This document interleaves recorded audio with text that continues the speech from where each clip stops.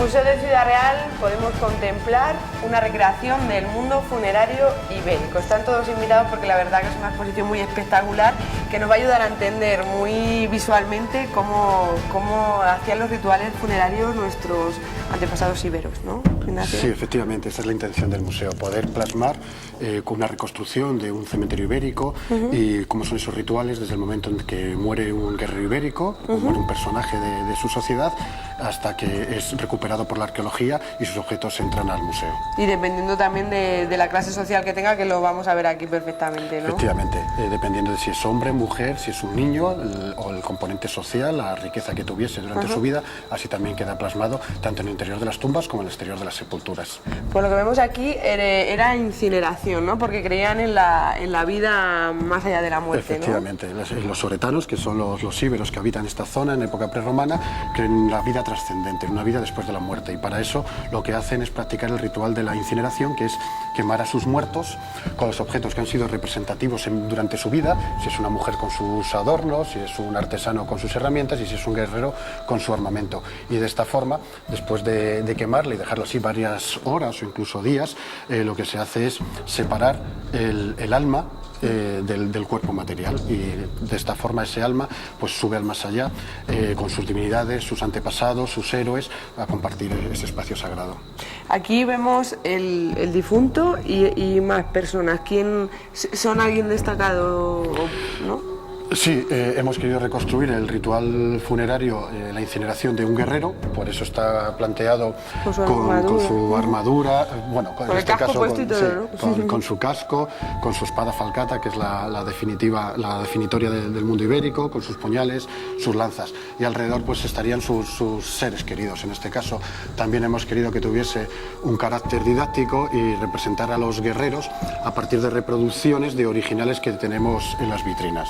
Así que aparecen originales de objetos que se han encontrado en necrópolis de la provincia de Ciudad Real, y aquí estos guerreros están ilustrando pues esos broches de tipología ibérica, algunos de ellos nielados en plata, que eran característicos de este momento, las caetas o los escudos circulares, cascos de cuero, porque no todo el armamento era metálico, habría quien no se lo podría permitir, y entonces también sabemos por fuentes literarias y por iconografía en esculturas ibéricas o en pinturas sobre las cerámicas, que llevaban pues esas placas coraza, que podían ser metálicas o de cuero, esos cascos también con penachos, con crines de caballo. Más económicos y menos efectivos, ¿no? Porque supongo que... Sí, evidentemente tendría mucha más protección el guerrero que tuviese una cota de malla, de anillas entrelazadas, el que tuviese pues un pectoral de cuero, pero de todas formas el cuero también ha tratado, era endurecido, y bueno, para algunos impactos a gran distancia de lanzas pues podría ser efectivo. Y por lo que respecta a las mujeres, pues llevan también la ornamentación típica. Hemos querido vestirlas con sobriedad porque es un momento íntimo, el del ritual funerario, pero llevan las figuras celulares hispánicas, que son las más características de este momento, aunque se pueden dar otros tipos de figuras, que son esos broches con los que están cogiendo los mantos o las túnicas, esos adornos en bronce, en plata, en oro, que también son característicos del mundo ibérico, o su broche de cinturón. Y luego los tocados troncocónicos, como aparecen también en algunos esbotos que se han recogido en la provincia.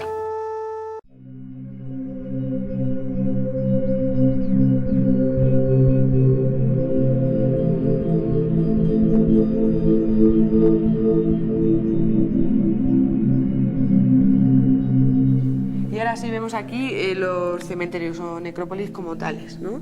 Sí, es el siguiente paso en la exposición. Lo que se ha querido plasmar es que una vez que el individuo ha sido incinerado, lo que se hace es recoger meticulosamente los huesos. Los huesos que han sobrevivido al fuego.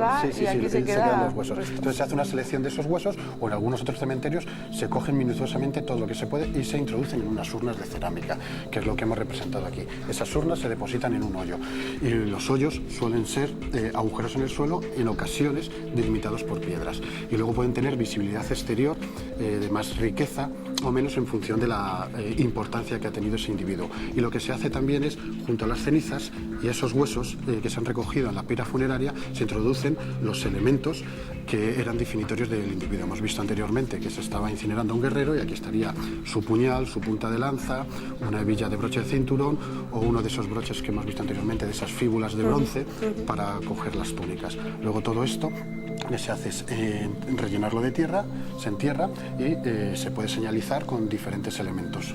Hablamos de las diferentes clases sociales o dependiendo de la edad, ¿no? Aquí vemos alguna muestra de lo que sería... Sí, aquí vemos lo que hemos querido es cotejar pues, cómo se entierra la mayoría de la sociedad en un simple hoyo en el suelo, con su urna cineraria, sus cenizas y algunos elementos, en este caso son esas cerámicas pequeñitas que son fusayolas, que servirían de contrapeso para el uso, para luego tejer con la lana en los telares que tenían, y suelen ser piezas muy comunes en los cementerios, pero es una tumba bastante modesta. Y por contraposición, pues las tumbas escalonadas, que se han definido como principescas, que aparecen en escalones de grandes sillares trabajados hasta en 3 alturas.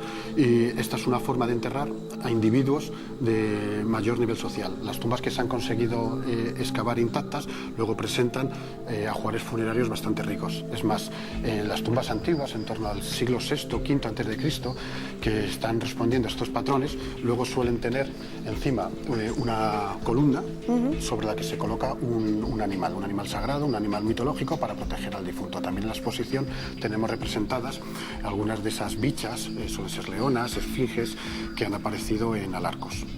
Por ejemplo, la tumba principesca, como has dicho, ¿fue encontrada en Alarcos o alguna similar? Sí, en Alarcos hace un par de campañas apareció una tumba, además también han aparecido escalonadas de este tipo, y en algunas de ellas que han sido definidas como tumbas principescas aparecen falcatas niladas en plata, aparecen las fíbulas que hemos dicho anteriormente, puntas de lanza e incluso restos de las ofrendas, que es otra de las cuestiones características en el ritual ibérico, porque nosotros, cuando se excavan, los arqueólogos lo que encuentran es el momento final.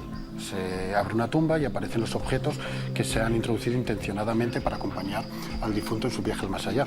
Pero el ritual funerario es mucho más complejo.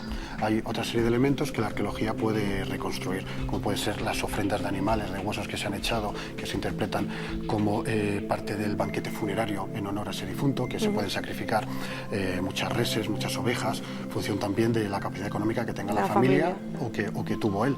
Y además se hacen otros rituales asociados, que puede ser la libación con vino sobre la propia tumba, o lo que beben los oferentes o los familiares en torno a la sepultura, que luego también se pueden destrozar en unas especie de agujeros que aparecen en los cementerios, que son los siliquernia, o también somos capaces de reconstruir mediante la arqueología esas piras funerarias por la gran acumulación de cenizas que suelen aparecer y que aparecen en los cementerios, y se llaman los sustrinio. Podemos ver aquí además como una recreación muy real de cómo sería un trabajo de campo, ¿no? Sí, una vez que hemos visto las diferencias también sociales en el mundo ibérico a la hora de disponer las sepulturas de sus muertos, lo que hemos querido es reflejar una excavación arqueológica. Es muy difícil que el público o la sociedad acceda a un cementerio ibérico, porque con el paso de los 2000 años pues todas estas estructuras se han visto deterioradas y aparecen bastante revueltas. Entonces lo que hemos querido aquí es mostrar, para que la gente se haga una idea de cómo son esas tumbas y cómo se encuentran, ¿no?, cuando llegan los arqueólogos a excavarlas. Es mucho más fácil encontrar los poblados. Uno puede ver yacimientos musealizados donde se ven, aunque sea 3 o 4 hiladas de piedras, donde se pueden ver las casas y cómo eran esas calles, esas ciudades, pero es mucho más difícil de ver cómo era un cementerio.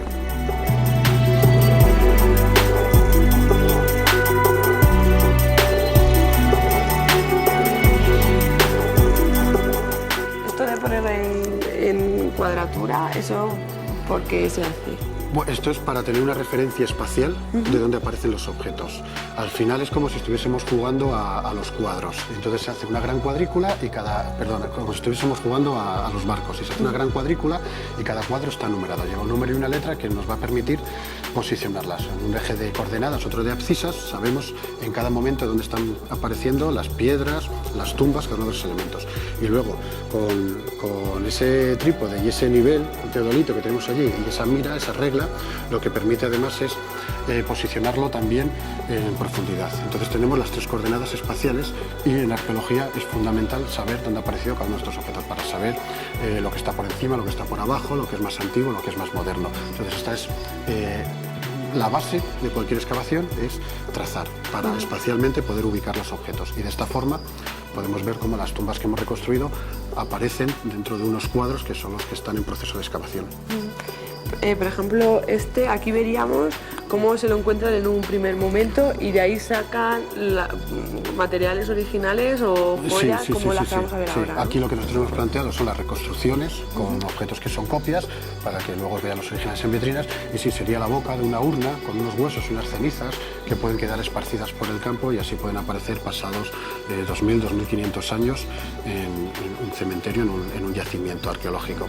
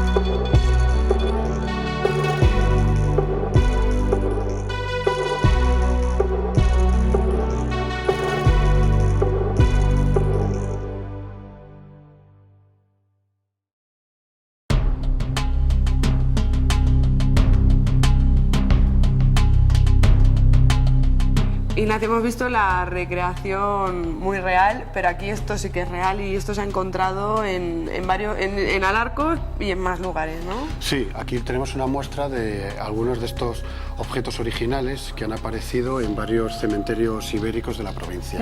En concreto, esta primera vitrina mostraría las tumbas más antiguas que se han encontrado, se han documentado hasta la fecha, que son de una necrópolis de Alarcos que está instalada en la parte superior del cerro, justo debajo de la ciudad ibérica que se puede visitar en la actualidad. Se corresponden a urnas cerámicas que aparecieron repletas de sus cenizas, de sus huesos, y prácticamente sin ningún tipo de ajuar metálico. Simplemente eran tumbas cinerarias que contenían las cenizas del difunto y se enterraron en hoyos simples. O sea que muy modesto en este caso. Muy modestas.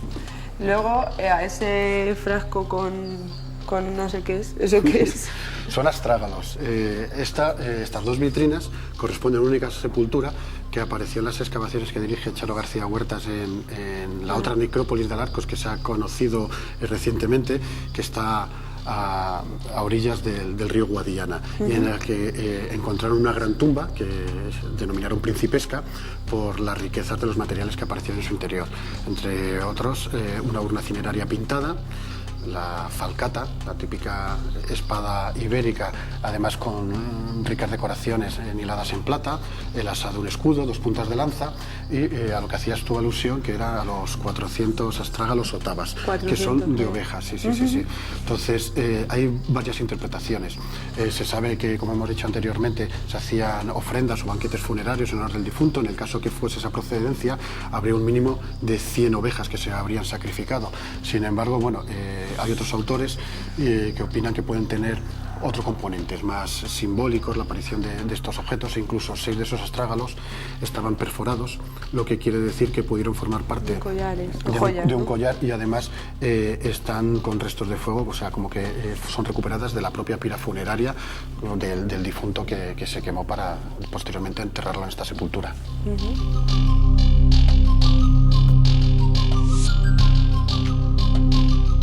Y aquí, más objetos. Sí, aquí tenemos más objetos originales para que se vea que lo que está reconstruido en los maniquís no es inventado, sino que responde a unas tipologías encontradas en yacimientos.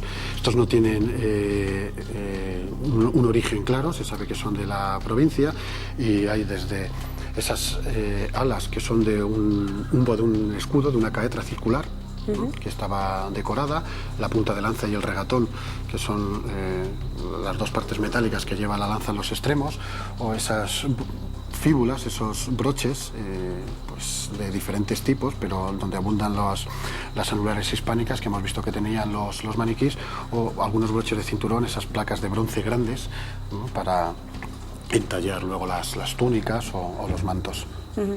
Yo no sé si será la parte que más llama la atención en la siguiente vitrina, pero a mí me la llama y que durante tanto tiempo se haya conservado casi intacto, ¿no?, pero muy completo, sí, el cuerpo de un bebé, ¿no? Sí, esto es un neonato, un recién nacido. Según los estudios que hicieron, falleció con 10 meses lunares desde la gestación. Eso quiere decir que tenía menos de un mes de vida.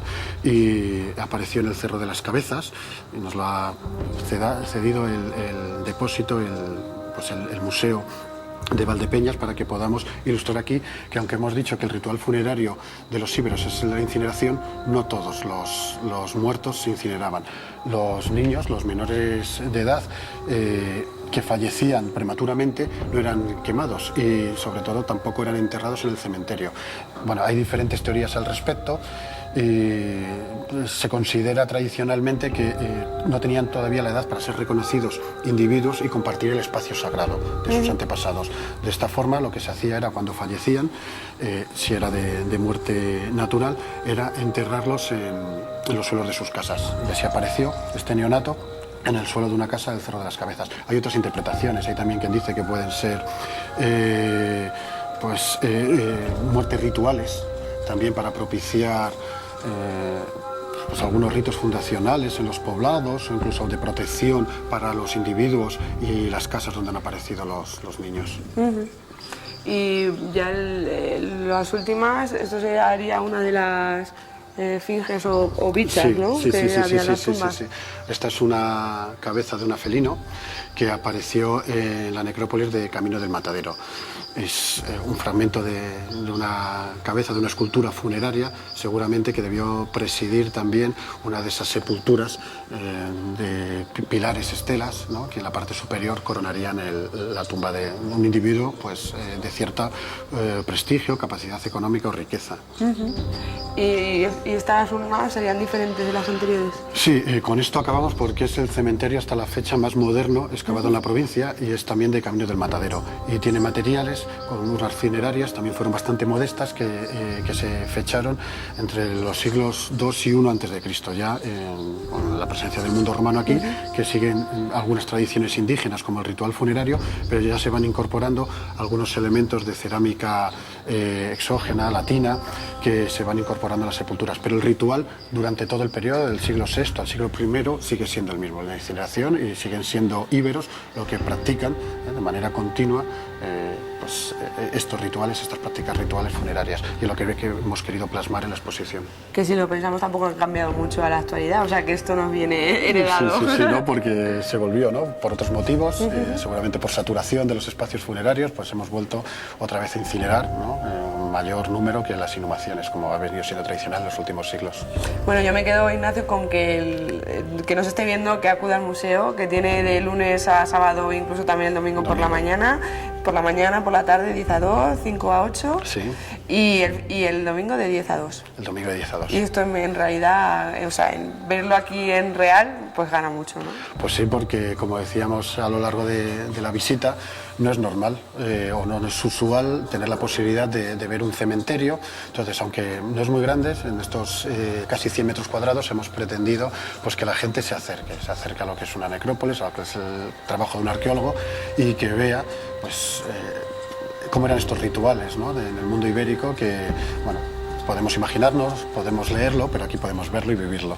Pues quedan todos invitados en la calle Prado, frente a la catedral, en el Museo de Ciudad Real. Les esperamos, muchas gracias.